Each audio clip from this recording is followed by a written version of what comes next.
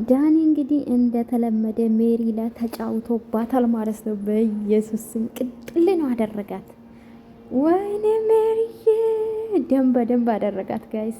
በነገራችን ላይ እኔ ከረር ያለበት ነው የደፋበትና ዘና ፈታ ያለች ማለት ነው። የኛ ግን ብንድል ማለት ነው። እንግዲህ አብርሽ ማነው ሶሪ ይሁት በማርያም ይሁት ቁም ያላት ማለት ነው። እዚህ ድምፁን አውቄን ያጠፋባችሁ ቅርታ። ቁም ያላት አልቆም ስትል እንግዲህ ይሁት እንዴት እንደደፋባት ወይኔ ተጫወተባት ጋይስ። ይገባሻል እንኳን አው ጀግናሽ ማን ነው ዳኒ ብቻ ነው።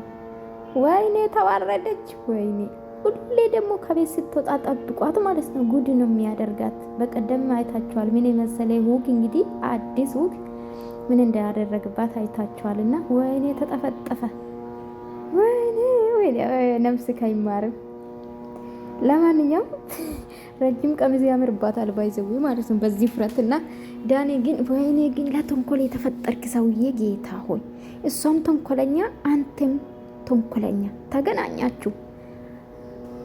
ደጋረክ ለነገሩ ስታቃጥለን ነበር አብርሻ ጉድ ስትሰራ ነበረና አሁን ደግሞ ዳኒ እያቃጠለሽ ነው። አንድ እንኳን አትመልሽም ብድርሽ።